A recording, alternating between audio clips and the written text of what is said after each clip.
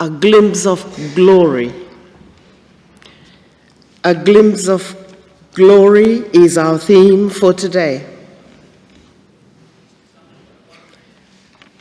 Are words adequate to describe what happened on the mountaintop with Jesus, Peter, James, and John, with Moses and Elijah? Was this a glimpse of glory? A moment that reveals its purpose and importance and then passes? Or was it something deeper and more profound, like a sense of great mystery, amazingly indescribable and unexplainable to the extent that the disciples kept silent and told no one what they had seen? Was this a prescient conversation where people forecast events before they take place and opens the eyes of others to see and understand what was coming, like a prelude to the death and resurrection of Jesus? It's all of these and more. Glory, mystery, prescient, they are all alluring and they are attractive. They draw us in. And at the same time, they always just elude our full comprehension. And the transfiguration of Jesus is such a story. But it's one that has much to say about the divinity and the glory of Jesus, the role model for humanity.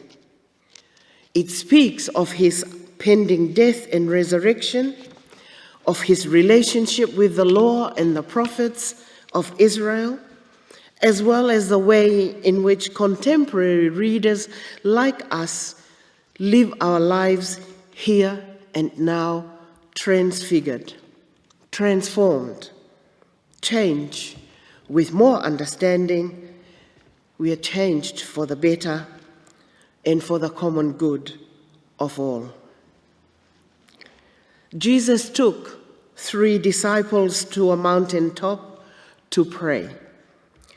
And while he was praying, the appearance of his face changed, and his clothes became dazzling white.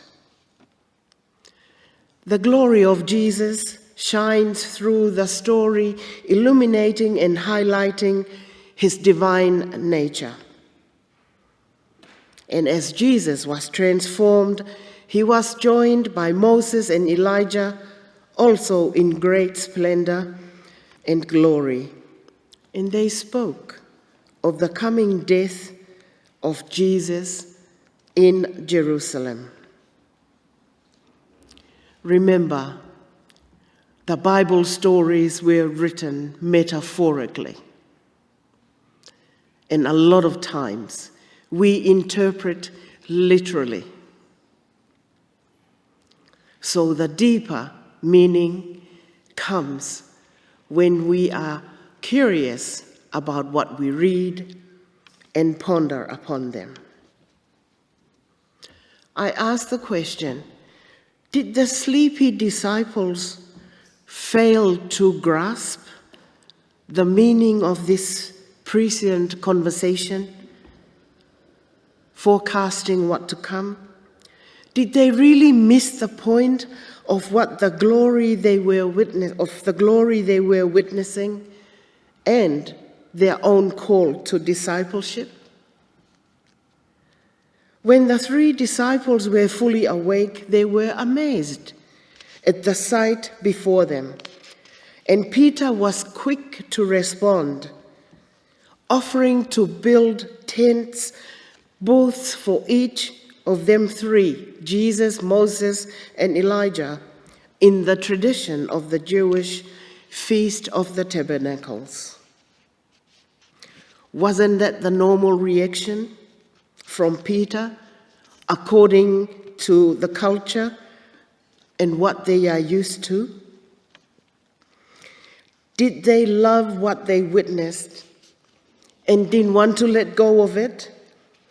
Or was it an illustration of our human reaction that when we get a glimpse of glory, when we get something that we are in awe of or we absolutely love, that we would love to capture it and have it as a treasure and boxed in and leave it out there and make it admirable from afar and inaccessible to many, including ourselves? I thought there was a quick rebuke from the clouds that came saying, "This is my son, my chosen, listen to him." I heard it in the Tongan context. I heard the same saying, "Come on, Peter, you're missing the point." But when the clouds lift, Moses and Elijah were gone. Jesus stands alone. The transfiguration of Jesus offers us a glimpse of what is possible, not only for Jesus, but for all of us humanity. The glorious divine nature of Jesus is what we, humanity, have. The same glorious divine nature. Do we comprehend the meaning of glimpses of glory revealed to us or revealed through us in our daily living? This morning at 9 o'clock, we heard from Mather that they had the grandchildren out for dinner yesterday. That was a glorious moment for them. When we are astounded at the greatness of God, what do? The disciples kept it to themselves and they told no one. What about us? Do we act on it? Do we do something with it?